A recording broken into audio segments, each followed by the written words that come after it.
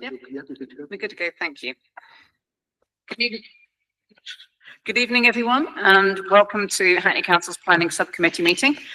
I'm Councillor Jessica Webb, and I will be chairing this evening's meeting. This meeting will be recorded and is being live streamed on YouTube. Councillors taking part in voting this evening are present here in the council chamber. Welcome to any members of the public who have joined us in the chamber or on live stream. May I also welcome members of the press. For anyone joining the meeting remotely, via Google Meet, there is a chat function. However, please only use this to raise IT-related issues. As chair of this subcommittee, I will not be monitoring it, and it does not form part of the minutes of this meeting. Meeting participants are reminded to turn their mobile phones off or put on silent. And please note that any persistent disruptive behaviour will result in you being asked to leave. In the event of an internet outage, we will adjourn the meeting and come back and continue once resolved. Firstly, I will turn to my fellow planning subcommittee members and ask them to please introduce themselves. So if we start at the front. Councillor John Norcross. Councillor Michael Desmond. Councillor Penny Root. Michael. Councillor Claire Foster. Councillor Ali Sadek. Thank you very much. Those in attendance this evening will note that we have various council officers present. So we have our Assistant Director, Planning and Building Control, Natalie Broughton. We've got our legal officer. Yes? We've got it. Hi, great. Yeah. We've got John Sang, Development Management and Enforcement. Hey, there you go. And Governance Services here, Gareth Sykes, that you might have already dealt with. Some of you this evening would have contacted the Governance Officer in advance of this meeting to register to speak in objection or in support of the application. And representatives of the applicant are also in attendance. So, before we continue, I will briefly outline how this meeting will proceed. We hear each planning application in turn, summarised by the planning officer. We will then hear representations from the objectors, followed by representations from those speaking in support of the application. And when we get to item number 6, no persons have registered to speak in objection. So there we go. Members of the planning subcommittee will then be free to ask questions of planning objector, planning officer, objectors, or the applicant. Now, in my role as chair of this planning subcommittee, I will ensure that committee members have everything that they need to make a decision, that objectors and applicants have had the opportunity to set out their case, and that the meeting runs properly. I will not be taking any contributions from the floor. You must have given notice to the governance officer before the meeting to register to speak, and that deadline has passed. Now, subcommittee members not representing either their wards or their political parties, members will make their decisions on the basis of site visits, what we have read in the report, and of course, what we hear this evening. We must make any decision on an application in accordance with the council's development plan, including the council's local plan, the London plan, and unless relevant material planning considerations indicate otherwise. Subcommittee members are reminded not to take into account or discuss non-material planning matters. When making a decision, members should not have allowed themselves to pre-prejudice any application prior to this meeting. Similarly, if a member has any interests relating to an application on the meeting agenda, they must consider whether that interest ought to be disclosed, and where appropriate, they must withdraw from the meeting while the application is discussed and voted upon. When we have finished our deliberations on a planning application, I will read out the recommendation as set out in the published application report, and then members will vote on the recommendation by raising their hand. When the decision is made, that is normally the end of the matter for the subcommittee. The applicant may appeal a decision, objectors may seek legal redress. Finally, depending on, we'll see how it goes as to whether or not we need to take a break, and we will now go to the published meetings agenda, beginning with agenda item 1, which is apologies for absence. Chair, I'm aware of Councillor Joseph. I think she's given dispensation, and I understand Councillor Levy has given apologies as well. And that's all I'm aware of, Councillor. Okay. That is fine. Don't have anyone online, not that they would be allowed to vote anyway. Agenda item 2, declarations of interest. Do we have any interest that the members need to declare for both these items? Should we do them now? You all good? Okay, thank you. Chair, just for the record and for the minutes of anybody who might be watching online or later, obviously one of the persons speaking in support of the first application is a Hackney Ward councillor, so obviously by definition all the members of the planning committee will know that councillor. It's just a matter of public record for the minutes. That is. Thank you. Agenda item 3, to consider any proposal questions referred to the subcommittee by the council's monitoring officer, and none have been received. Agenda item 4, minutes of the previous meeting. Planning subcommittee to consider and agree the minutes of the previous meeting held on the 5th of March. Has everyone had a chance to read, and are you happy with the contents therein? Are they agreed? Agreed, thank you. Thank you very much. Let me just sign them here. There you go. Thank you. Just.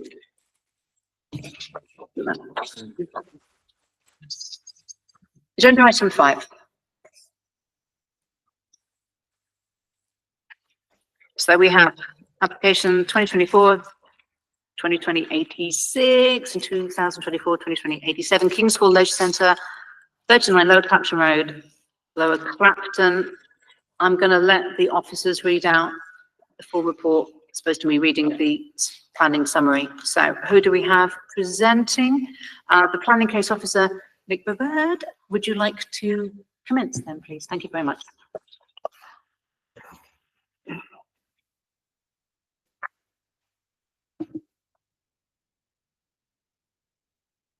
Hopefully it will come on in a second.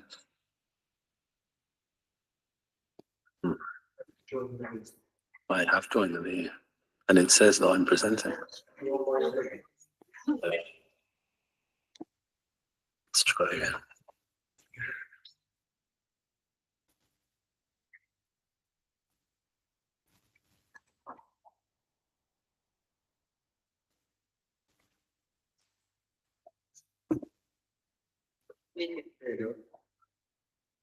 All right. There was a dot link, I think.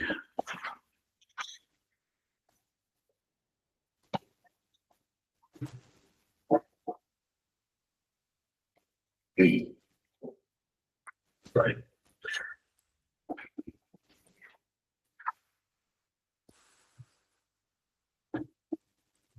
So let's put. Sorry, it never rains when it pours.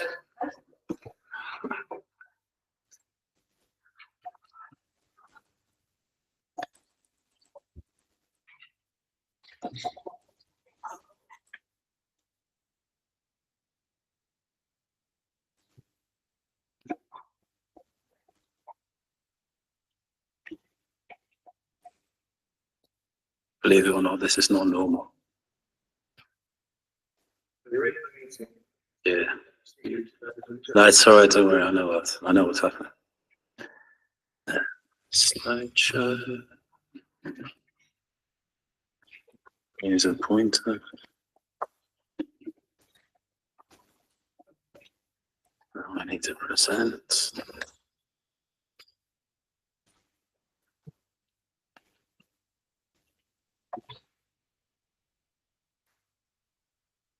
Yes.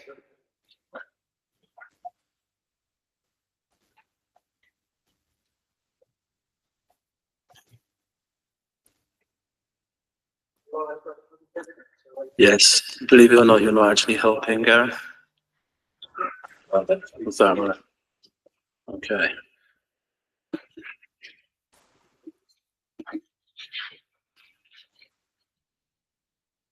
Right. Planning Permission 2024 2286 and listed building consent 2024 2287 for the extension and refurbishment of King's Hall Leisure Centre, including a new swimming pool and sports hall and a new entrance onto Clapton Square. Draw your attention to the addendum, which contains 2 additional Concertee responses, a change to the existing cycle parking figures on the first page, an additional paragraph in terms of daylight sunlight, some amended conditions, and a new legal agreement clause. This aerial view shows the existing entrance to the site is the red arrow here on Lower Clapton Road. The site is surrounded by housing with Clapton Square to the west. The leisure centre is a Grade 2 listed building with a public swimming pool here, a sports hall here, and a fitness suite here in a part of the building that was damaged by fire in the 1990s. The site is within the Clapton Square Conservation Area, and where it adjoins Clapton Square, there is a boiler house, which comes out here, and sorry, here, and a rear car park here. The next few slides show photographs of the existing site. This is the current entrance, the front-facing element of the scheme. Under the current proposals, it will be refurbished and remain in use, but will no longer be the entrance to the centre, with the new entrance able to provide a level threshold, whereas you can see the steps to the current entrance here. The arrow here shows the location of the proposed entrance, round the corner and on Clapton Square. From a little closer up, you can see the location of the current entrance currently provides a boiler room and a chimney. This existing fabric does not contribute positively to the conservation area, and its loss is considered acceptable. The final photograph of this element shows the location of the proposed new entrances between the corner with Lower Clapton Road and the Pastiche residential terrace to the left of the picture. The existing car park to the rear of the site would be reduced in size by the proposed sports hall, which would come around 2 meters forward of the building line of the residential building on the right here. The area to the right of this photograph would therefore be built on. There's no objection to the loss of the existing building and the location of the sports hall, which are of low quality, but you will note the existing trees, also shown on this slide, 8 of which would be removed. Internally, this is the current sports hall. Note the structural supports, which help demonstrate how much work needs to be done on the listed building. This was originally the room that housed the women's pool, and as part of the proposed renovations, a swimming pool would again be created in this space, this time for learner swimmers. A final slide showing examples of some of the existing fabric to be retained as part of the refurbishment. The following slides are the proposed plans, and this is the basement. For orientation, this is the proposed entrance. This is the historic entrance. This is the former sports hall to become the learner pool. This is the enlarged fitness suite, and this is the existing pool hall that is to be fully refurbished. And these are the pilings for the new sports hall, which becomes a little bit clearer on the ground floor plan. The ground floor level, you can see the way the new Clapton Square entrance works, with corridors leading to the main areas and centrally located changing rooms in here. The old entrance has a fitness studio at ground floor level here. And there is a small 1.5-story infill in this corner on what is currently a vacant yard, which allows for the creation of a studio space. To the rear, the ground floor plant room of the new sports hall can be seen. The first floor houses the courts of the new sports hall, and the fitness suite extension carries on into that building here. So you've got this long space. The first, second, and third floors of the historic entrance will be converted for use as ancillary offices. At second floor, the roof form becomes apparent for many of the buildings. A pitch roof is proposed for the new fitness suite extension, and this will have PV panels on both sides. PV panels can also be seen on the sports hall roof at third floor and the roof plan. The retrofitting of sustainability measures has been carefully planned throughout the pre-application and application stage. This will significantly improve the operational energy use of the building and has been designed in consultation with heritage officers to ensure that any impacts on the listed building are acceptable. Alongside air source heat pumps, PV panels and a carbon offset of £12,000, the scheme is considered acceptable in respect of sustainability. From the street, the main change will be the introduction of the new entrance. In Clapton Square, the level entrance can be seen. Proposed building is striking, intended to effectively signpost the entrance of this important building, and it uses a similar materiality to the original frontage building to mark out its civic use, while the detailing proportions pick up on the entrances to the townhouses bordering the square. Internally, the refurbishment protects the remaining features of the heritage building and provides very high-quality new spaces. Following extensive pre-application work with officers, the proposal involves a total reinvigoration of this listed building, restoring elements that require it, improving the user experience, and enabling its continued operation into the future. The restoration of the main pool hall keeps the impressive single volume of space. Throughout, the renovation of the site is an important heritage benefit, which weighs heavily in the favour of the scheme in the planning balance. In addition, extensive conditions are proposed to ensure that the scheme is carried out in a manner that befits the listed building. And the creation of the new learner pool will simultaneously address the structural issues of this part of the building, provide the heritage benefit of restoring this space to its historic use, and establish a high-quality environment that will work in tandem with the main pool. The first floor extension to the fitness suite creates this pitched roof space that provides a large new space for activities. Deliveries, servicing and waste collection would take place to the rear, where 3 blue badge spaces in Sheffield stands for cycle parking are also provided. This slide shows the applicant's latest landscaping plan, which is improved during the course of the application. Room is limited on the site for landscaping, and on-site net gain to biodiversity is not possible given the loss of the existing trees. However, the applicants have now agreed to much more tree planting on site, as can be seen on this plan, and bird and bat bricks and boxes would also be provided. On Clapton Square, the applicant's proposal for the off-site highways works can be seen. This is a sensitive junction with a north-south cycle highway running through it, and heavy pedestrian and vehicular traffic, made more complicated by the Academy School to the south. As such, extensive pre-application discussions with the highways, street scene and parking teams resulted in the proposed layout. At application stage, a great deal more tree planting was introduced. However, the applicant scheme has been considered by tree officers, and the trees on the west side of the carriageway are considered unlikely to succeed because they would be under the canopy of the existing trees on Clapton Square. As such, the street scene team has adjusted the applicant's plan, and this slide shows that the trees would instead be planted on Lower Clapton Road, on the north side of the carriageway, north of the Narrowway, and on the similarly denuded section on either side of the historic entrance to the leisure centre. You can see the green dots effectively. The trees will be of a size when planted to provide equivalence with the amenity value of the trees that to be lost. And this is agreed within the scope of the highways works within the proposed unilateral undertaking. In addition, off-site habitat units are required by the UU that will ensure that the application meets the legislative requirement for biodiversity net gain. With the work the applicants have now done on this, the development is considered acceptable in respect of its impacts on biodiversity. Finally, on this plan, it's worth noting the loss of on-street car parking bays. 19 on-street bays would be lost, and this was another focus of pre-application discussions. As is detailed in the committee report, highways officers considered that the parking stress tests that have been undertaken demonstrated that sufficient parking capacity in surrounding streets to ensure that the loss of these parking bays should be found in line with policy priorities and acceptable in its impacts. This CGI shows the sports hall to the rear. This element has raised a certain amount of neighbour objection.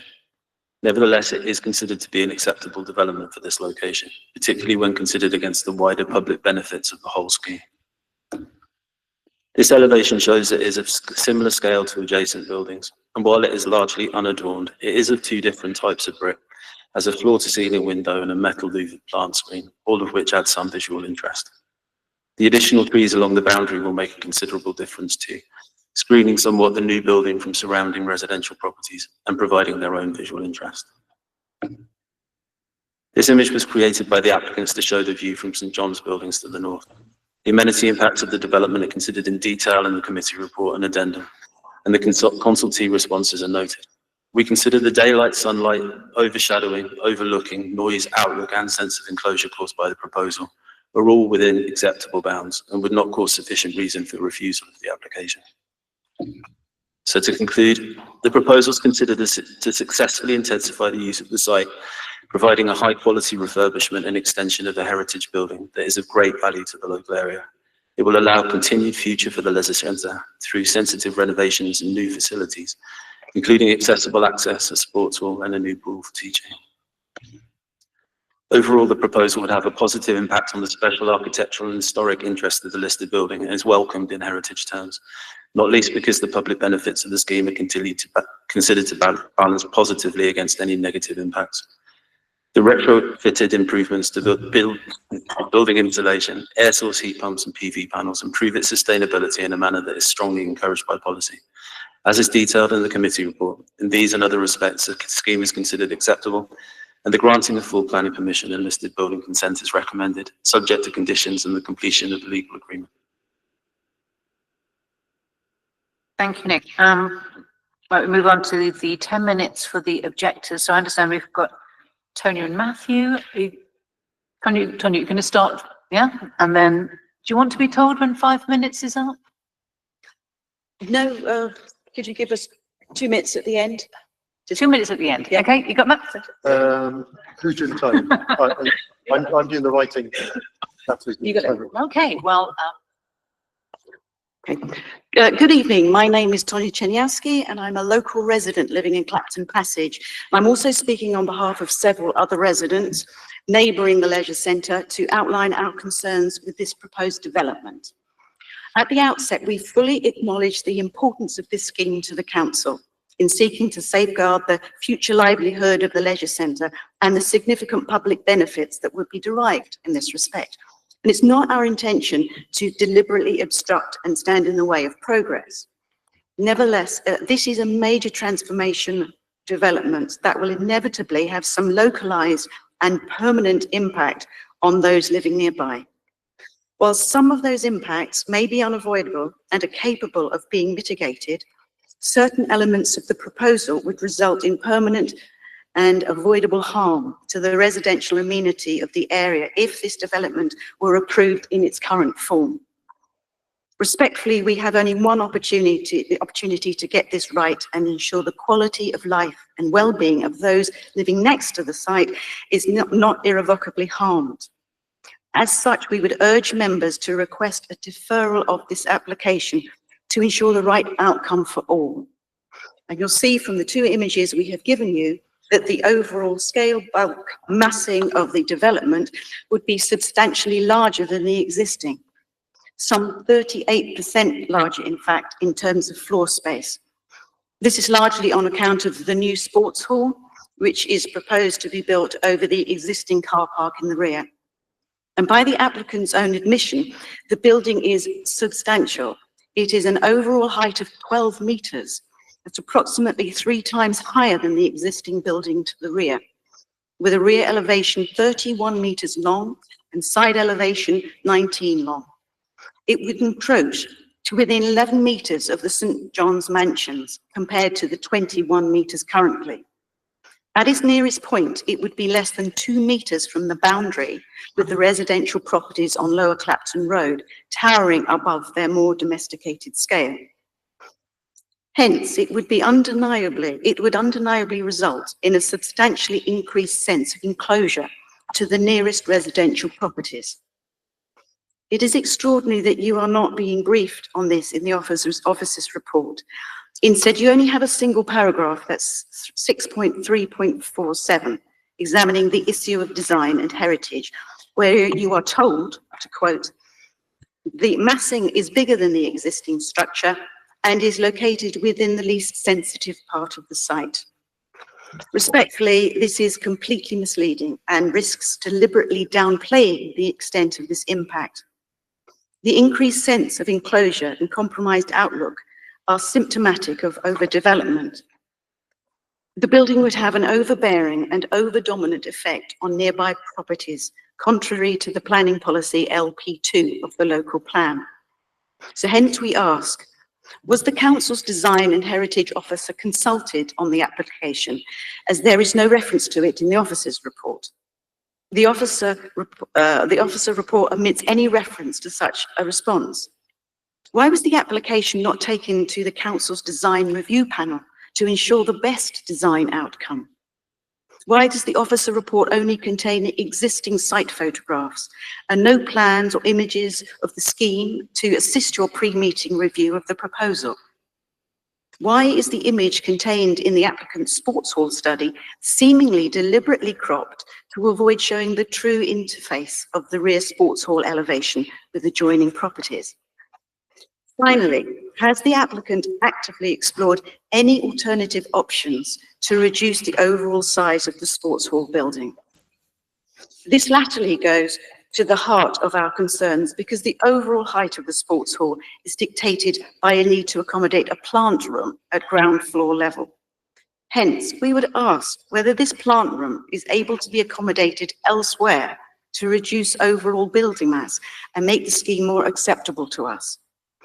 The officer report somewhat disingenuously dismisses this suggestion by stating that the applicant considers that this element of the scheme works best for their needs. What about our needs? It is stated that it would be unreasonable for the applicant to change this element of the design now. Respectfully, members, you have every right to request a deferral and ask for this to be reviewed in greater detail before determination. The leisure centre already contains a substantial amount of plant at basement level, and there has been no analysis undertaken whether this additional plant requirement could be met within an existing or extended basement, or indeed at roof level. Also, can the existing plant be rationalised to create more space? Respectfully, it is simply not good enough for the applicant to maintain that it would be unfeasible to use the basement for this purpose without any evidence or assessment being undertaken to support this contention. And to put this in perspective, the equivalent plant for the Britannia Leisure Centre is all accommodated at basement level. So hence we would urge members to ask for this important piece of work to be done to help inform your future assessment of this application. If the massing were reduced, the extent of the major adverse daylight sunlight impacts to the nearest properties on Lower Clapton Road would also no doubt be substantially reduced. And I would like to pass you now over to Matt to continue. Matt Robinson, also resident Clapton Passage. It is also the case that the proposal would result in the loss of 41 parking spaces, including 19 on Clapton Square. Our concerns here are threefold. One, no parking surveys appear to have been undertaken to assess the true impact of losing these spaces. Two, the applicant's parking demand analysis takes no account of the additional demand pressures of non-resident permit holders. It is simply predicated on permit holders. Hence, it is at risk of underestimating the true position likely impact of losing these spaces. Three, why has the applicant relied upon the Britannia Leisure Centre to inform its transport assessment, as TfL for London have also asked? We are told there would be sufficient spaces available within this CPZ. However, this overlooks the fact that large parts of the CPZ are situated at distances beyond 750 metres from the leisure centre, which is a far from reasonable walking distance.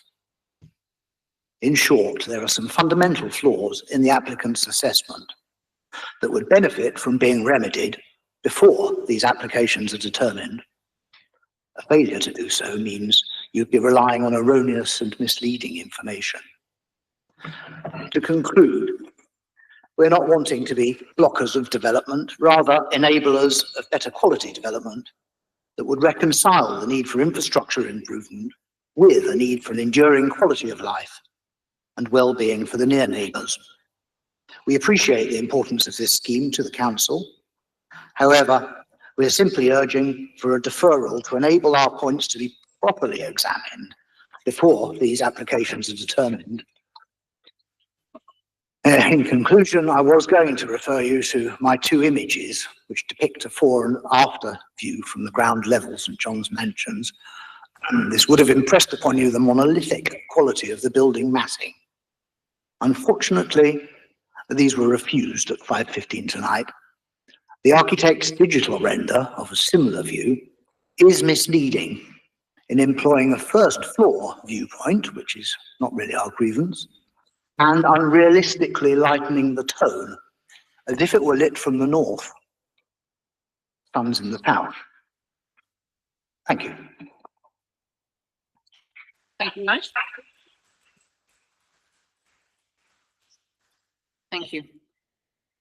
In support, now we have Councillor Lynch, and then also, I guess, Ricardo Who wants to go first? You've got 5 minutes each. Thank you, Chair. Good evening, everyone. My name is Councillor Anna Lynch, and I'm one of the three councillors that represent Homerton Ward. Just wanted to acknowledge the concerns that have been expressed this evening by the residents. And I was pleased to see that we were able to accommodate the residents to be able to join in the public gallery.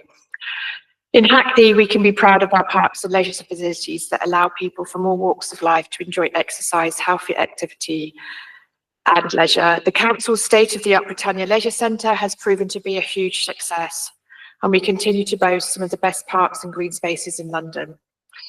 As one of the local Homerton councillors, we have been committed to ensuring that a future could be had for Kings Hall Leisure Centre. We know only too well, over generations, thousands of people have learnt to swim or use the gym in this Grade 2 listed building, including the councillors in this own ward, and have been able to benefit by using the gym and many of the classes that have enabled our residents to remain healthy and fit.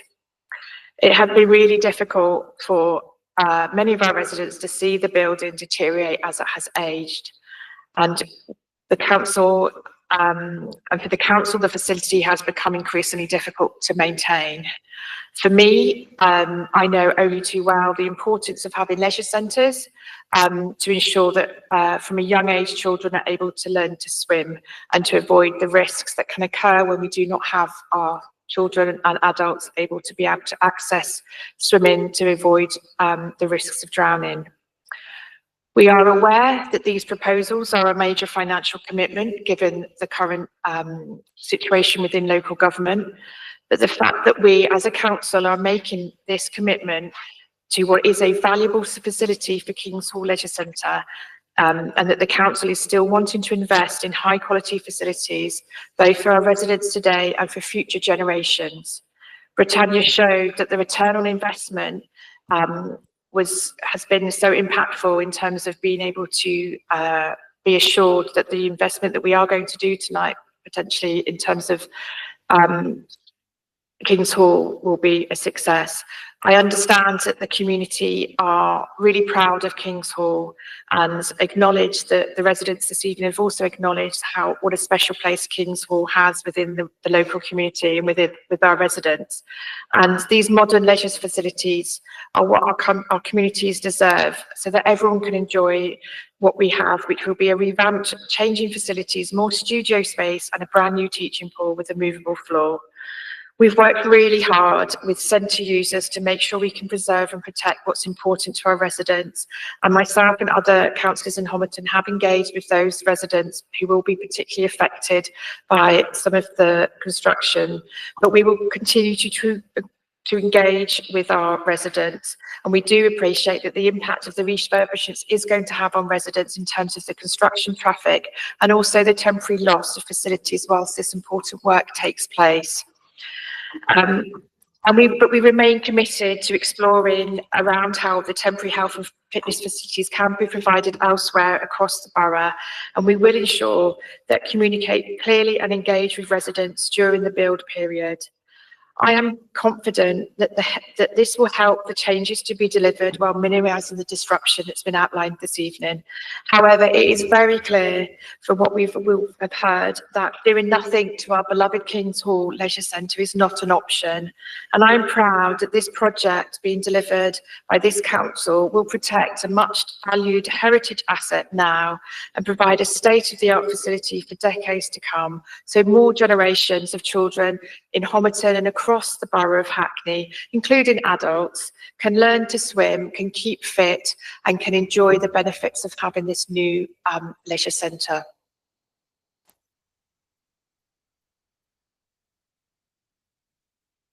Thank you. Ricardo Hyatt. Thank you, Chair, and good evening to all who are in attendance tonight.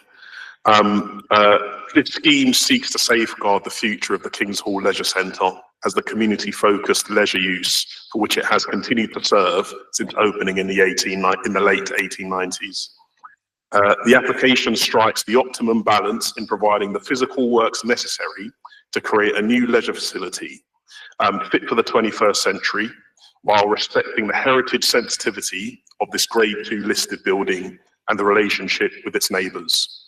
The following elements I will cover are relevant in the council's consideration of this scheme. Firstly, a leisure scheme driven by acute leisure need in the borough. The London Borough of Hackney's infrastructure delivery plan, adopted in 2018, identifies that access to quality sport and leisure facilities is essential to improving the health and well-being of the local community. The infrastructure delivery plan states that the planned growth for the borough, together with projected population growth, will place additional and significant demands on existing local sport and leisure provision. Secondly, just to cover off consolidation and enhanced leisure facilities, the enhanced facilities proposed as part of the Kings Hall project will help to meet the identified shortfall of swimming pool, sports hall, gym, and fitness and studio spaces within the borough, and include the reinstatement of the former ladies' pool hall and the new 2-court sports hall building designed to meet Sport England space standards. In respect of safeguarding the long-term future of Kings Hall, the existing Kings Hall Leisure Centre is very well used by the local community, as alluded to by Councillor Lynch, for a range of swimming and leisure uses. However, the building is in poor condition and requires significant capital investment to prevent further deterioration of its built fabric. The heritage-led rebirth of the Kings Hall Leisure Centre will be design and function-led, but with a strong emphasis on heritage sensitivity.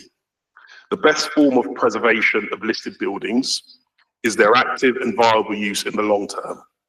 This scheme not only fulfills that core objective, but secures this via continued use as a leisure centre, a use reimagined through the proposed scheme design to ensure it is as relevant, efficient, and purposeful to the future users as it has been to users in the past. There is significant benefit associated with this project, and in meeting these identified public and community needs, this project will do so. The scheme will endeavour to be a good neighbour, and alongside meeting that wider public benefit will be the responsibility the scheme has to its immediate neighbours, delivered through responsible and sensitive design. In regard to accessibility, the fundamental design move under these proposals is to relocate the new building entrance onto Clapton Square, enabling level access to improve the ease of use of the leisure centre by those who are mobility impaired. The scheme supports circular economy principles through securing the long-term retention and reuse of the leisure centre with only modest proposals for demolition. And finally, its energy performance and sustainability credentials. The scheme will include significant benefits in terms of enhanced energy performance and sustainability. Thank you very much. Oh, good, thank you. We move to the committee members for questions. So if I start at the back, we'll go with Councillor Potter. Thank you all for your presentations. One thing, I've got 3 things, if that's okay, Chair, but I haven't taken too many questions. I'm sure my colleagues will ask quite a lot more detail. In terms of the massing, I think it's quite hard from the pictures that we've had, the massing for the residents behind, to get a proper sense of how, you know, the overbearing and, you know, enclosed type nature that they have described.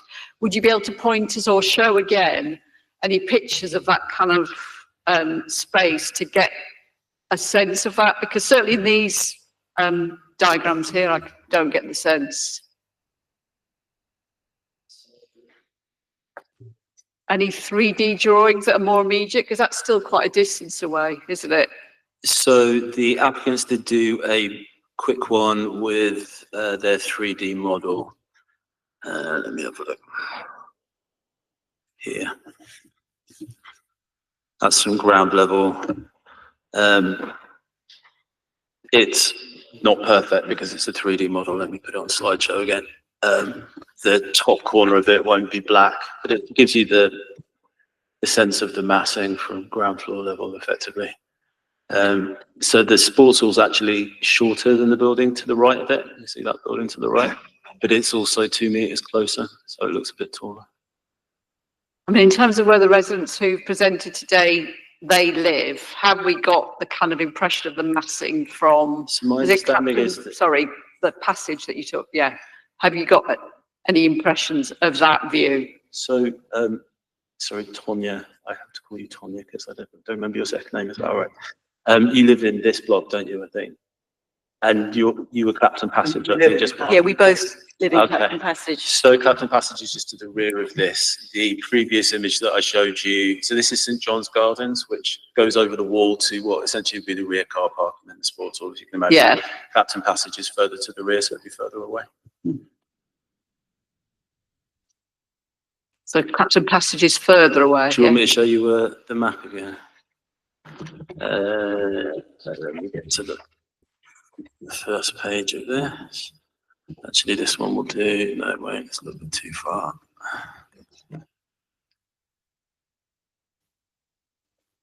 Sorry, it's quite a long presentation, it turns out. So Clapton Passage goes from just, you see, yeah, just there upwards, and then we were looking from. This mouse is going crazy. Sorry, I From can't quite just in- see what you mean. Can you see that? Can you see it jiggling around? Um, I can stick it on laser Right at pointer. the top. Okay. Sorry, it's so much more annoying without a mouse. This is where the picture was taken from. We were just looking at. You see that now? And Clapton Passage goes up from there. Okay. Would you like to see this sports hall on plan so you get a sense of where it is? Yeah, that'd be helpful. This is probably the best drawing because it shows the context. The sports hall is this building here. So you see, if this is the existing building, this sports hall here is slightly forward from it, 2 meters forward effectively. It's a little bit shorter, but it looks a little bit bigger from when you're in these gardens here. The windows of these buildings are facing each other generally. There's just one flank window, which is a secondary window. So it's not really a question of VSC or anything like that being affected. It's more a question of like the views from the garden effectively. Thank you. I think that helps. I'll go on to my second question. Yeah. So obviously, the objectors raised the point about the design not going to the design review panel. I mean, because this is such a significant, design for the borough, I'm just wondering why that decision was made. So the elements of it that maybe a design review panel would have been interested in be the new elements. And I think that we were in consultation with obviously our own conservation and design officers and also Historic England. So we've been through that process, but not necessarily the Hackney Design Review Panel, which you typically have for bigger schemes. They wouldn't really have a lot to say about the sports hall to the rear. They might have been able to pitch in on the design of the Clapton Square entrance, but I don't think anyone's querying whether that design is successful. I think I've not heard many criticisms of it, put it that way. So yeah, I wouldn't expect generally to take a scheme of this, or at least the new build bits of this are not of sufficient size that it would typically go to Hackney DRP. Okay. And my final question, Chair. So in terms of Historic England, the kind of main point was that the most harm was, the fact that the front wasn't going to be used for an entrance. And I appreciate the reasons why, you've got the entrance where you have. Did you consider at all, or was it feasible to have two entrances so you would actually maintain that active frontage? Did you We did consider that? Yeah, there was an idea that perhaps relegating people to a secondary level access wouldn't necessarily be that helpful in terms of the inclusiveness agenda, but also if you're creating a new entrance, you want to make sure that everybody's going through the same way, has the same facilities available to them, and the way that this has been designed is that it will have everybody going from Clapton Square, like going through together. I mean, the applicants could probably speak more in terms of like their design intentions, but in terms of planning, it works well. Thank you. Thank you, Chair. Go to councillor Siddiq. This is just a very quick one to gauge the impact of the relocation of the entry point, but what's the sort of anticipated footfall, if there is one, coming onto the square and into the building that way? I don't remember off the top of my head if the applicant's able to answer that question. Otherwise, we've got a transport officer next on call as well.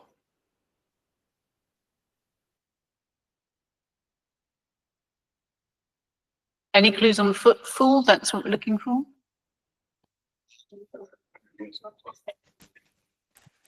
Thank you, Chair.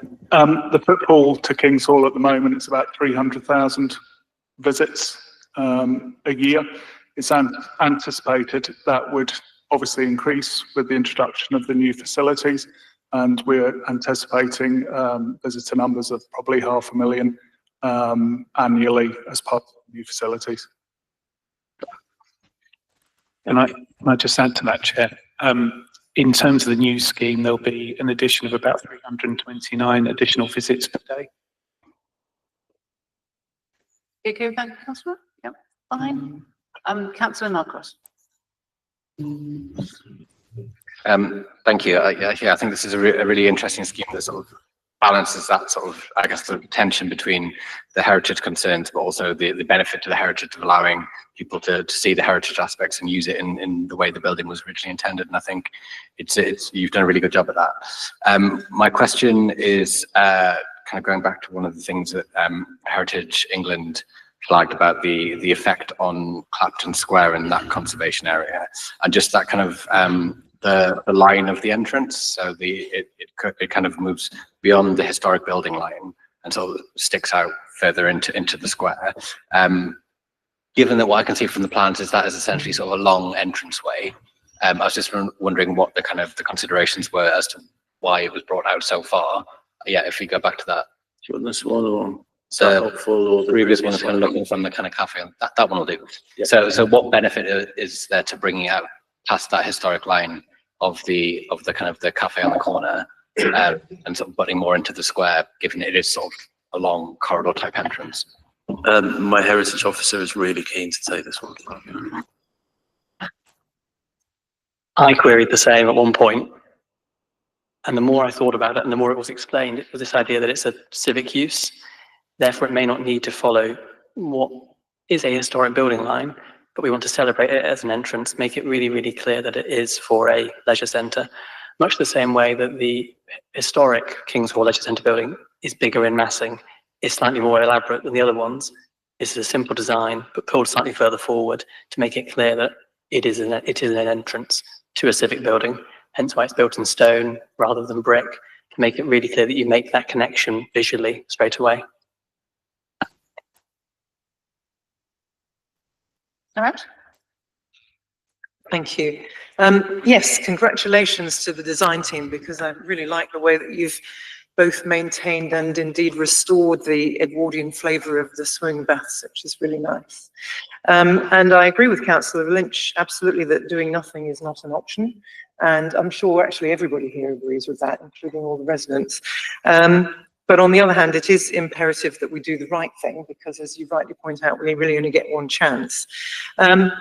I'm not particularly concerned about the parking, because this is an area which is so well served with public transport, other than the disabled parking. And I just wonder how much disabled parking is marked, and if that's going to be adequate, and we can be reassured about that.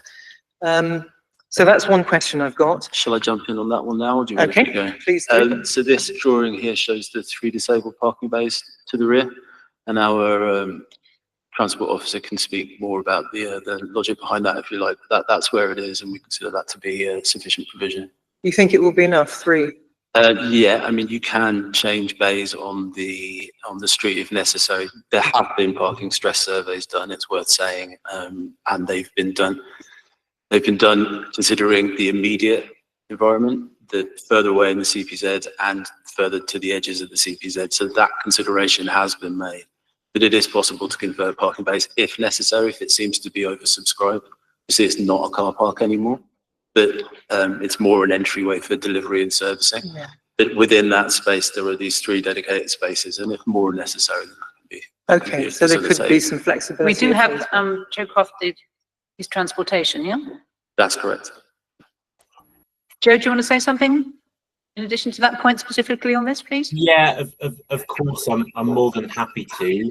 I think accessible car parking spaces for disabled drivers is always obviously a priority concern to us. I think we felt based on the assessment that the 3 spaces were sufficient, and crucially, they're located under 50 meters from the site entrances.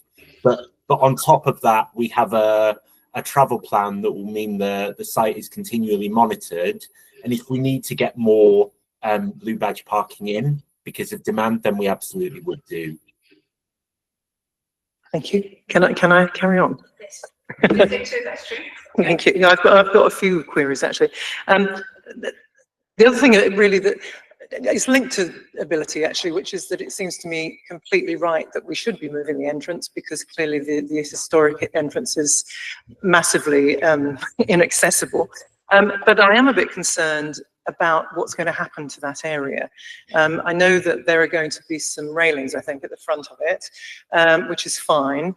But I'm just a bit worried that it's going to look a bit neglected before too long. I know what these sorts of things can be like. They get rubbish down there, etc., etc. And that would really spoil the historic look of that particular part. Having said that, I also wanted to just mention about the trees that you're going to plant along there, which I think is a really nice idea. I just wonder how big they're going to be. Are they going to be cherry trees like the size of the ones at the back at the moment, or are they going to be bigger? So I don't know. Do you want to answer that first?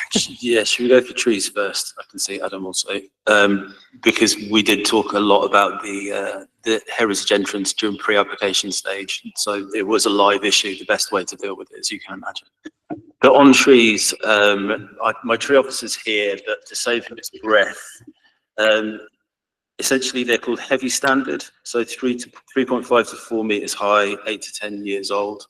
We don't know quite exactly where they'll go, because there's sometimes subsurface infrastructure, so it might be a couple of meters to one side or other, but essentially they'll be big trees, and they need to be big trees under the terms of the UU, because essentially what we're doing is we're creating the same equivalent amount of tree as is being lost, and you'll have seen that there were like some mature trees on the boundary, so that you couldn't just plant. Sometimes they're tantamount to twigs, let's be honest, on the street. It wouldn't do that job, so they have to be heavy standard, which is as described. Good, in my view. What about the neglected look after a year or two? I think it's something that needs to be really, really carefully managed with GLL, the leisure centre provider, to ensure that it is maintained. I mean, the gates do open, so they can get in there to maintain it. But it's something, that kind of client relationship, that we as Hackney leisure team need to kind of make sure that they are on it. That was my really big concern. By not using that principal entrance, it would become that area where litter was. But looking at all the other options, i.e. you provide a ramp in there, therefore you've got no space internally to do anything because of the steepness of the steps. So the best option was to move the entrance and then have this kind of awkwardness of railings there. But a careful management strategy should enable it to be cleared fairly readily. Thank you. Can I ask one more question, which is really about the massing?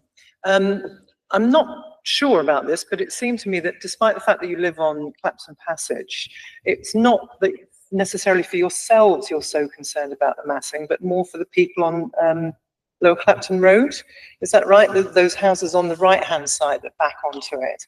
Yeah, they come first, I guess, before us.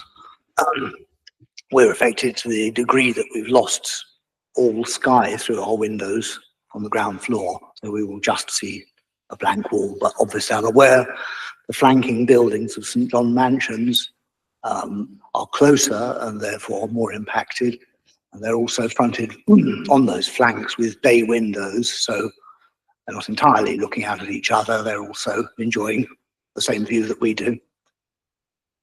Okay, but the houses on Lower Clapton Road, are they, how much are they going to? I think the closest one is 2 meters from the new wall. Right. Obviously they'll be considerably affected.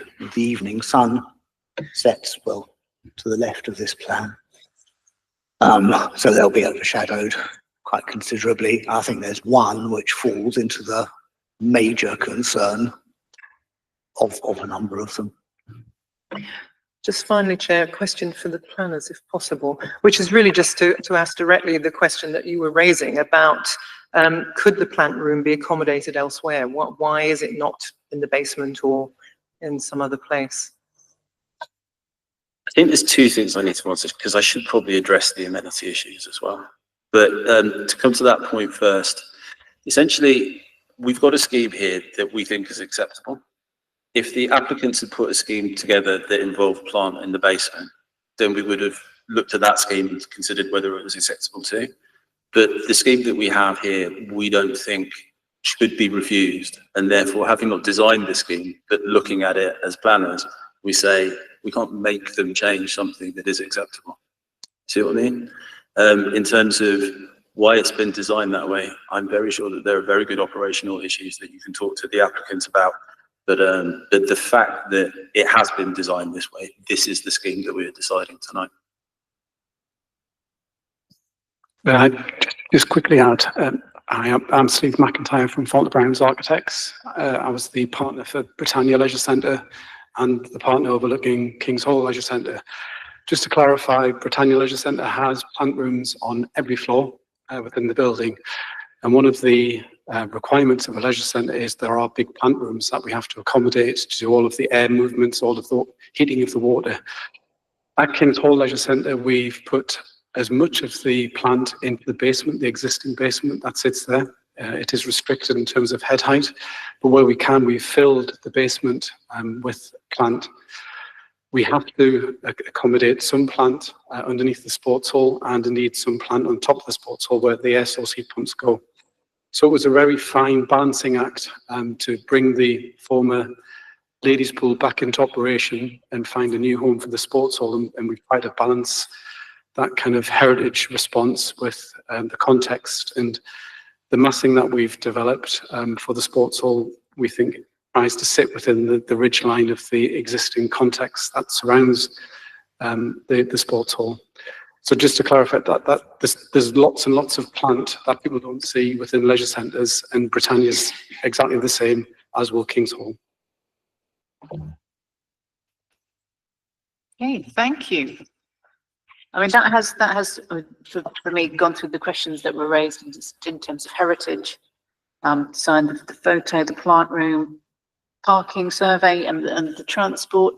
Any other questions from the committee? Councillor Desmond? Yeah, so on this issue of the frontage, you know, it's a beautiful frontage. As you go there, you see the history of Hackney, 1897. And in fact, the bus announces that these are Hackney buses, and the accent they have is not a Hackney accent. What English Heritage said, the greatest measures of harm would be caused by the wholesale demolition of the fragmentary remaining historic arrangement of circulation and ancillary spaces and the closing up of the historic entrance frontage. So that's quite a serious point they've made. So I want to ask the officers, did you have any discussions with them? They have supported the scheme, but they have reservations. So that's the first point. Did we speak to them about it? Because it is a shame. We've had a similar situation with Marks and Spencer's where they changed some of the entrance, and the side frequently is covered in graffiti, and it's not really working as well as it should. If Greenwich Leisure are going to make sure there's no graffiti and it's well maintained, I suppose we'll have to accept it, but it is a worry. The second thing is the sports hall and the size and the location seem okay, but I don't like the idea of cladding. It looks far less attractive than I'd expect for a major investment. Can we not make it brick built in keeping with the rest of the area? What's the possibility of that? Yeah, it is brick and stone. Yeah, so Oh, okay, that's fine. Two different materials on the front, but yeah, effectively. There is a metal part for the plant room at the top. Do you remember on the image we saw where it was black? Well, it's not going to be black, but that was the bit that's the metal tire. Good news. So the sports hall will be brick built, and will we see the materials prior to the commencement if we agree permission tonight? It's one of the conditions that we see the materials before they commence the building, yeah. All right, that's good news, because this isn't Britannia Leisure Centre. This is a much more upmarket area, Clapton, and we want to keep it in keeping. So we can say that, Councillor Desmond. But back to your point on discussing with Heritage, yeah? That was your first query. Yes, we did discuss with Historic England. I believe you went on site with Historic England. Was it just before or just after the submission? So we actually met Historic England twice. We met what felt like an entire team. We met their Heritage at Risk team, we met their Development Advice team, and we met their archaeologists on site in one meeting. We then had a follow-up meeting just after the application got submitted where they went through any high-level concerns. The majority had been addressed following that initial pre-app. They do have concerns about the loss of the circulation space. I think they recognise it's this kind of medium end of less than substantial harm, and there are significant public benefits with this building at the moment. So yes, we're losing what is a fragment of circulation space in the centre, largely eroded by a 1990s fire, which you go in there now and you can really only tell it's fragments when you look at a floor plan, because there was not a lot of historic fabric left in there, but the loss was harmful. And then the loss of that front as a main entrance was harmful, and they do acknowledge that, and they did recognise that there's not a lot else you can do. You either make a second kind of slightly worse entrance and you divide the people up, not an ideal way forward either, or you end up having a really convoluted ramp internally, and that's not an ideal entrance either to a leisure centre. So I think, yes, there is harm. We have identified there is harm there too, but there is significant public benefits getting this building going again. I mean, it needs a lot of investment. I mean, the front accommodation block, upper floors is not great, you know, new ceilings, new cornices needed, new floors needed in places. That's the kind of bits the public don't see. And then we've all been around the leisure centre at different points. We can clearly see it's in need of investment as well. So it's a balance on this one. Yes, there is harm, but significant conservation gain. I had a note that, Nick, you wanted to come back on the amenity issue. Yeah, I think it's worth addressing, because even from pre-application stage, you can see that these properties here, which are the ones that are referred to by the objectives, would be impacted, and they'd pretty much be impacted by any development because they are so close to the boundary. I don't know if you've had a chance to visit the site, but there are, for example, just behind these trees that are to be removed. I mean, I've been down this passage and it is dark because of these existing trees. And this building effectively has been built single aspect, facing directly onto the boundary with the proposal site, and it's a bad neighbour. And if you build a bad neighbour building, you can't be that surprised if somebody wants to build on their site. Effectively, that there are some significant daylight sunlight impacts to that one unit, which is over 2 floors, but it's explained by the design of the building. That is affected rather than the design of the building, which is to be built, which is of a scale which is completely understandable within this context of buildings of a similar scale. So while it is unfortunate, sometimes these things are unavoidable. There's a lot more detail in the committee report, but that sort of gets to the heart of where we are.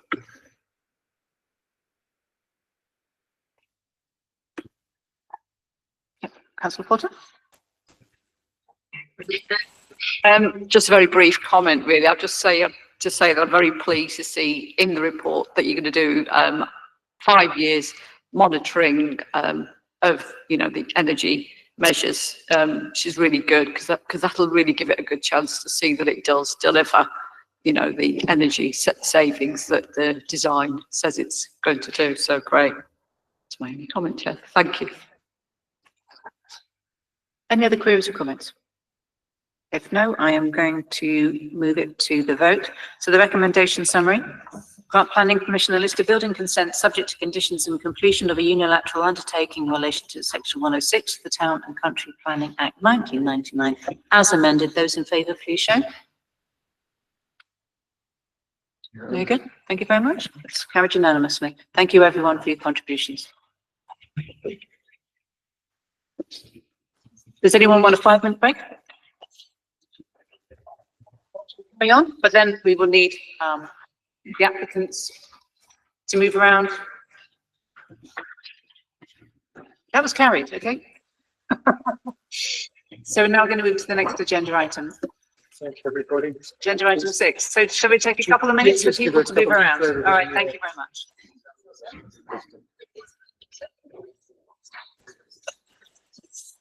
Hello, is that yours?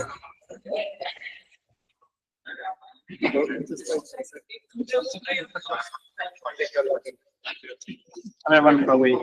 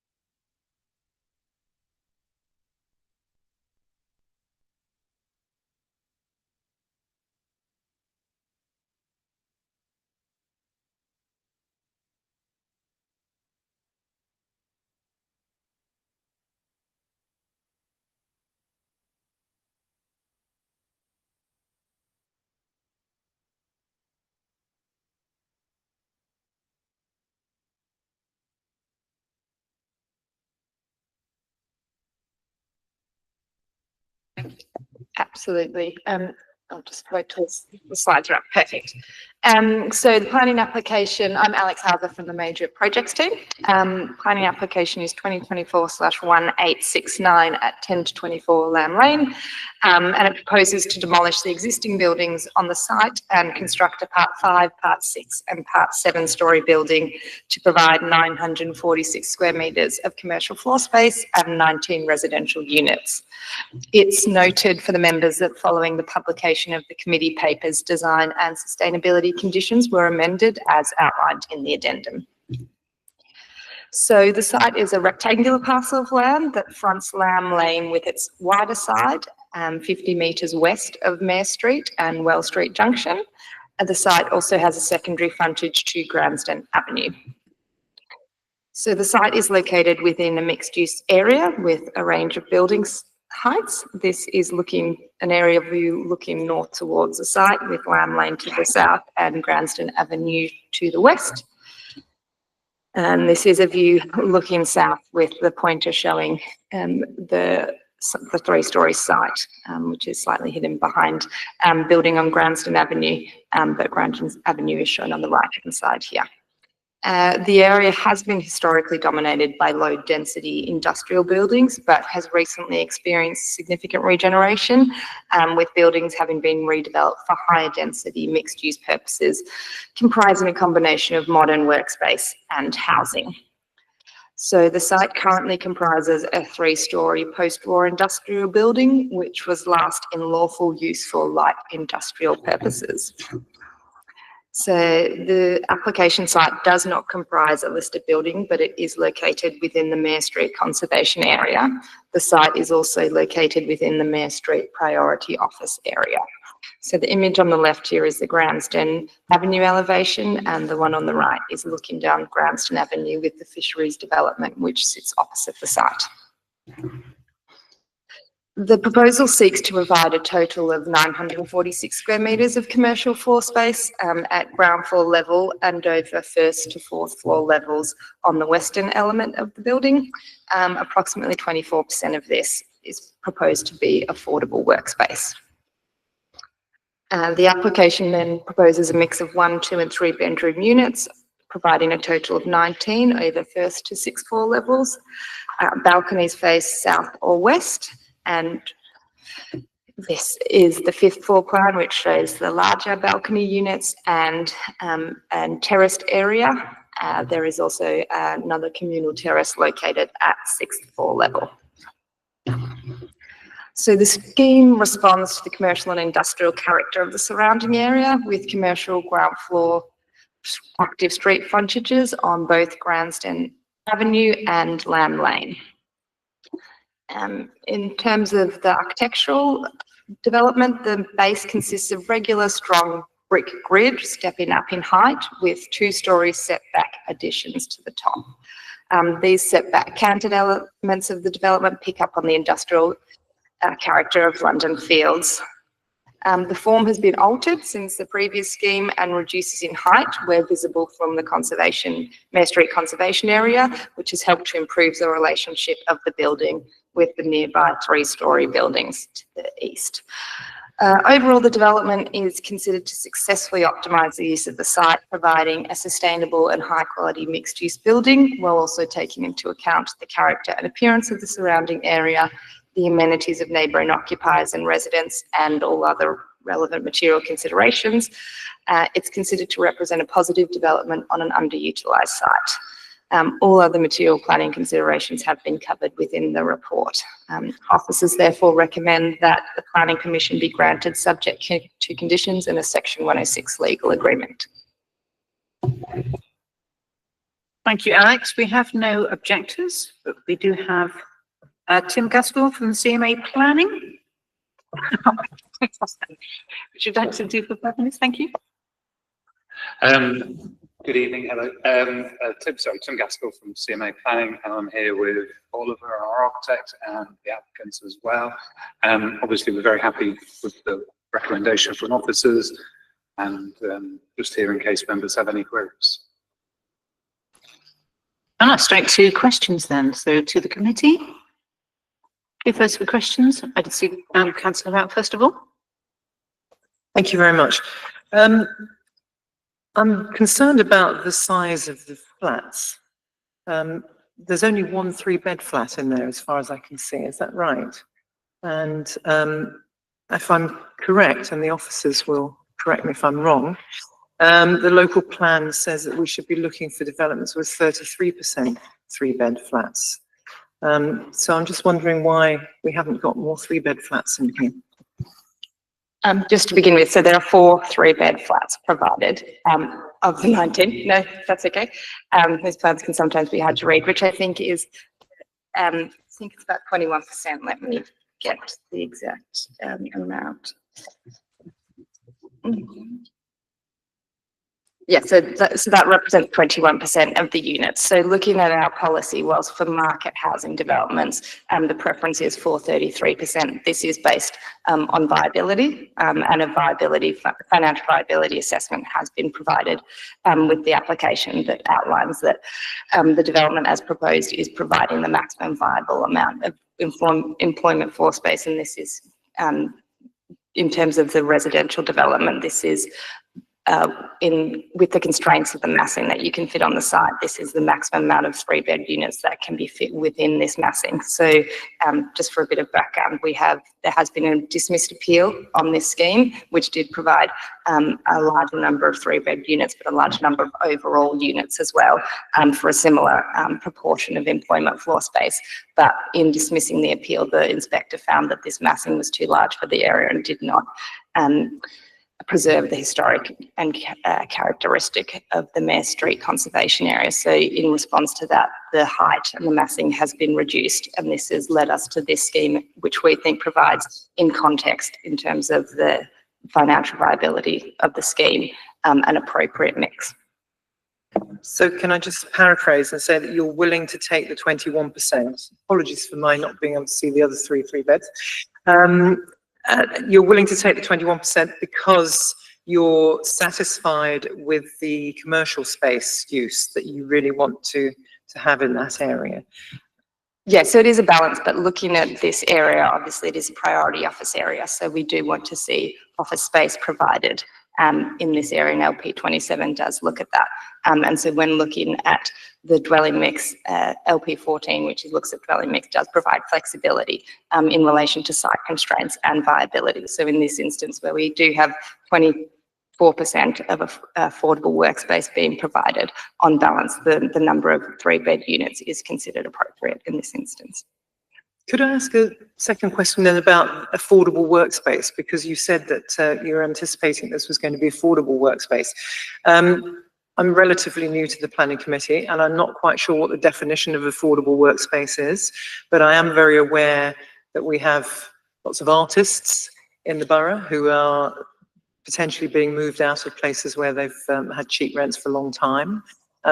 Is this the kind of accommodation that they might be able to look to? What are our definitions of affordable workspace? So in terms of affordable workspace, it's set out in the local plan. So it's 40% of market rent value in the area. And that will be secured via Section 106. Good, thank you. One final thing, just I'm very aware, I know this place quite well because I cycle along it all the time, as probably does Councillor Webb. I think that representation is a bit misleading because it makes the road look significantly wider than it actually is. It really, when it's called Lamb Lane, it really is just a lane. It's very, very slim. And I am a bit worried still about the height because we're sort of looking at an area where increasingly we're looking at 5 and 6 stories in that end of Mayor Street. I just, you know, and certainly when you look at what's going to be next to it, which is still essentially a garage, 1-story garage, I'm just, when you describe the area as being an area where there's a range of heights, there is still a range of heights, but it seems to me that every time we grant permission for something in this area, we're going to 5 or 6 stories, so there won't be a range of heights for much longer.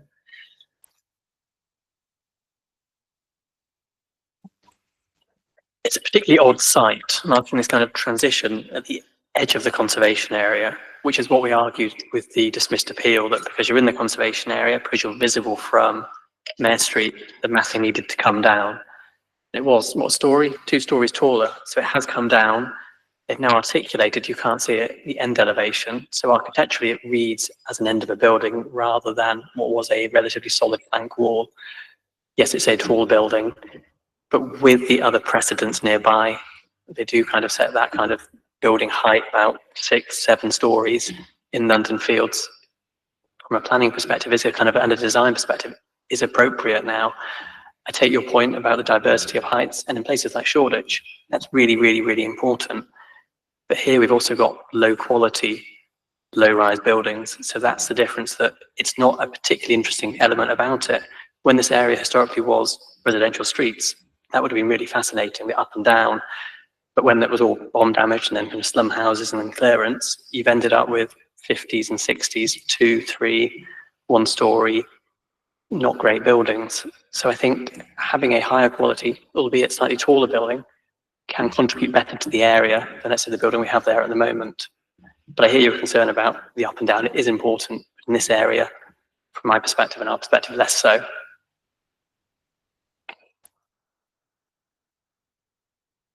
I did have Councillor Desmond. When you said you had Councillor Desmond, I hope as a person who's going to contribute, because I like the design. Congratulations, looks really attractive. Just 2 questions. The sharpness of the roofing, what material are you using on the roof, and what is the life expectancy of the roof? Because we don't want to have a situation in 10, 12 years where major works are required and there's leaks. So what are you doing? What is the projected life expectancy? And secondly, the windows, what type and style of windows are you going to have? Because it's difficult to tell from here.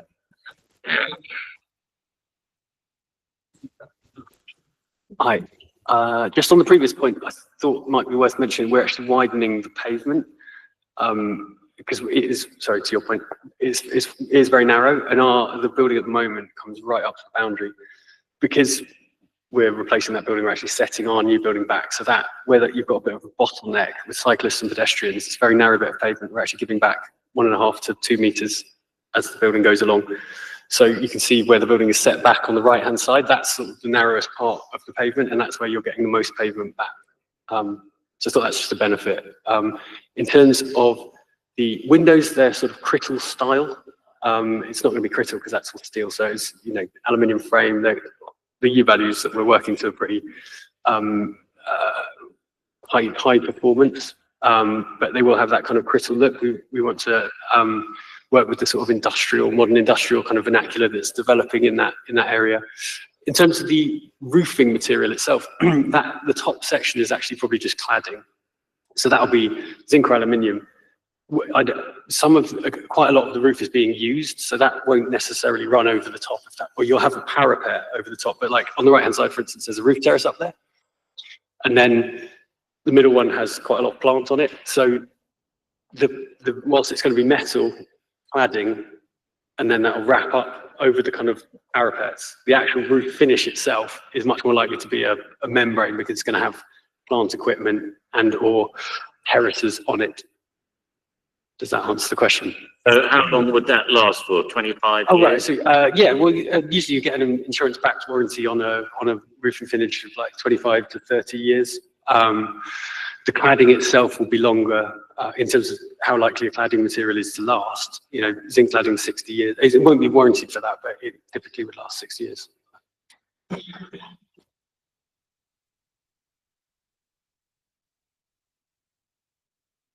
Thank you, Chair. I just wanted to refer to some of the kind of feedback you had during the consultation period. So I know you talked about the affordable workspace, but it'd be good to hear the rationale about affordable housing, which was brought up by some of the objectors, and also, you know, about how it fits into the conservation area. And also, I note the positive as well comment about how it's going to create a vibrant street scape, which is, to be celebrated. But another comment was from the Central and South Hackney group, who talked about how they would have liked to see a study of whether any of the existing structure could be retained to provide a more, interesting design, but also in terms of embodied carbon and kind of, preserving resources. So I wondered if you could pick up those 3 points, please. Thank you. Okay, so the first one was affordable housing. So as alluded to, a financial viability assessment has been provided with the development, and this has been reviewed internally, and we've had a cost surveyor look at it as well, and JLL has done an external review as well, and it was concluded that given the viability of the scheme, affordable housing cannot be sustained as part of this scheme. So originally what was submitted showed that there would be no surplus for affordable housing contribution, but during the course of the application, some negotiation was undertaken, and we're now seeing 24% of the floor space provided as affordable workspace, which we have discussed, but also an affordable housing contribution of £58,000, which is the surplus in this development that has been concluded by financial viability. In terms of our policies, a policy requirement is 10% affordable workspace. So this does go above and beyond what our policy requirement is. And this is the reasons for this are twofold. So the proposed unit on the corner, which if I just bring up on the ground floor, the corner unit is the proposed affordable workspace units. So it's quite difficult to break up units into affordable and non-affordable units, so that this one has been the designated affordable unit. And also after discussions within our regeneration team, anecdotal evidence does suggest that floor space below 100 square metres is unlikely to be attractive to affordable workspace providers. So when looking at negotiations and trying to work out how much affordable housing contribution we could secure as part of this scheme, it was considered that given that the site is within a POA, trying to gain more of that affordable workspace would be beneficial in this instance. What was the next? I've already forgotten what the next question was. Keeping some of the actual current building. How it fits in terms of like recycling what's there. How it fits within the conservation area, just a comment that was raised by. Yeah, sure. So I think Adam has touched on this slightly, but and I will give him the opportunity to discuss, but it is on the edge of the conservation area, and we do see as an increase in height and massing as you're moving away from the conservation area. So in terms of the way that it picks up the character of the conservation area, we do see that industrial palette of materials in terms of the window and in terms of the top 2 stories. So that is a way that it responds to the character of the area. I don't know if there's anything that you want to add, Adam.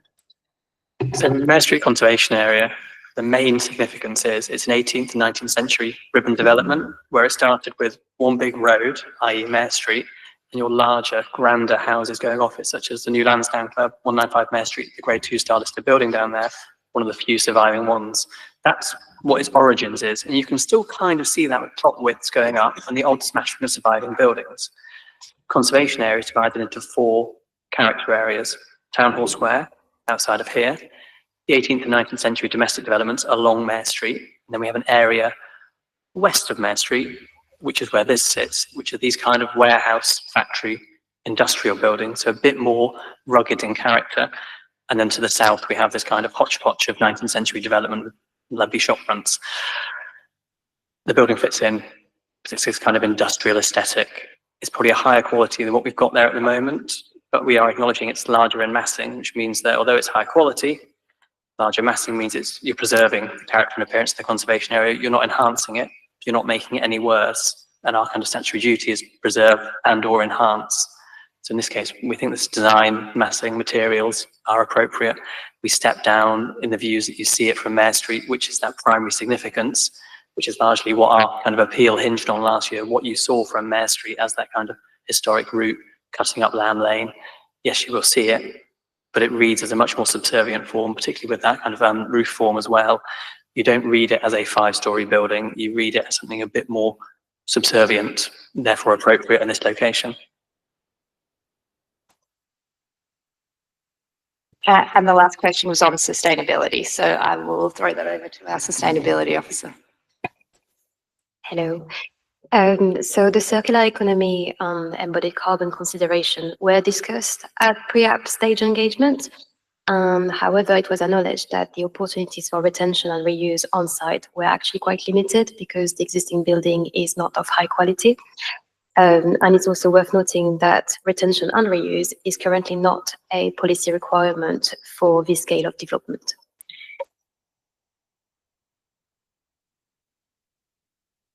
Any other questions or queries? I just want to say I'm just so pleased to hear about the pavements widening. Really, just, I mean, I know I've been kind of such a public benefit that you actually, you know, for the applicant to bring back their boundary, really appreciate it, and for us to get wider pavements, such a just a public benefit in and of itself. Well, with that, okay, committee, if we move it to the vote.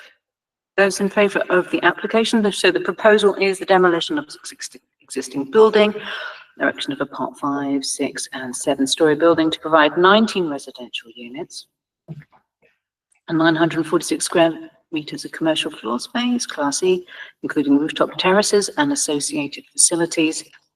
Those in favour, please show. There you go, we liked it.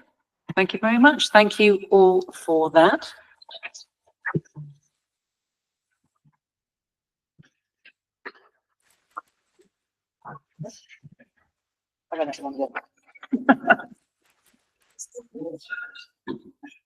No, we're not. Oh, we haven't finished yet. We are not finished. So agenda item 7, that's the delegated decisions. Have the subcommittee members noted the delegated decisions? Yeah, that's attached to the agenda. Yeah, thank you very much. It's just. Can I ask a question, Chair, about? Yeah, sure, go ahead. I notice in Brownswood, one of the, about the King's Crescent estate, the change of use of unit C from to E. I was just wondering what that was about. And also the other one in terms of the certificate of lawful development, just in terms of the King's Crescent estate itself. Because it doesn't really give much detail to explain what it's about.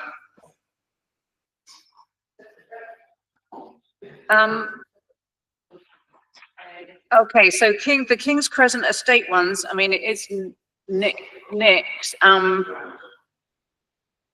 So Councillor Potter has asked about just a bit more detail regarding the delegated decisions for the King's Crescent estate. I'm just saying what kind of. So one was a certificate of lawful development, so I wondered what that was about. And the change of use of unit C, I don't know which one unit C is. Be good to be reminded. It was changing from use from Class E to flexible E/F2. Sorry, it's in my ward, so I've got a particular interest. Sorry, I wasn't aware that this meeting is still going on, and I was talking rubbish with my colleagues. I missed the start of the conversation. Unit C of what application? No, just Page 157. Talking delegated. Just a bit more details on those. King's Crescent. Your name's on them, Nick, so you know. Yeah, don't worry, I'm just reading them for the first time in a while. So, yeah, exactly. So this is. I didn't only go out in March. Okay, that's why you're asking. I wrote it a while back. Essentially, they needed to show that they had implemented the scheme in order to make sure that the planning permission didn't lapse. And this is simply the application to show that they'd done that. And it was, like, from memory, some relatively minor words, but sufficient enough to comply with the legislation to show implementation. Thank you. Sorry. No, that's fine. I mean, I wouldn't ask about, an individual property, but I just wanted to be aware of what's going on these days. Happy to answer when I've heard the question. Sorry if that's taken a while. Yeah. Cheers. Thank you, Nick. Sorry, Wes for asking questions. On page 2 of the delegate decisions, the second from the top is an application for the installation of artificial grass landscaping which is granted. Is that something that we're supportive of, artificial grass? Is there any, the second from the top, so 2024/2187. Artificial grass landscaping. So mine's Brittany's application. Yeah. Do we like that? I feel like we shouldn't like that. Yeah. That'll be one of our cases, councillor. Sorry, what was the question? Sorry, Sorry, it might be the audio is really. go away and read about it myself answer, but the application was granted for retrospective installation of artificial grass landscaping. And I was just wondering what our kind of policy position is on artificial grass landscaping, because that seems not ideal. Right, and whether it's supported or not. Okay, I'd have to look into the detail of that particular application, mindful that it is retrospective as well, but we do have policies covering such proposals as well. Did you offer to? No? I can get hold of the detailed information on that application if you wish, councillor, and I'll come back to you tomorrow. You know what, I mean, how about that if you have more detail about the delegated response and then just circulate it to the committee for their information. Yep. But with maybe a top line, just saying what our policy is on artificial grass, because that's Yes, that was mainly that's the expressing, bit, isn't it? not the specifics of that, But what it application, granted. but what our policy is on artificial turf. Yeah, but we'll just circulate that afterwards. Is that okay? Alrighty, any more on delegated decisions? They're not normally so much fun, are they? Yeah, okay. Agenda item 8 then, any other business? I do not have any other business I consider to be urgent. So therefore that is the end of the meeting. Please note future dates. Thank you all very much. Planning Committee, thank you. Wish you good night. So that's the end of the meeting now. So if we could stop the light.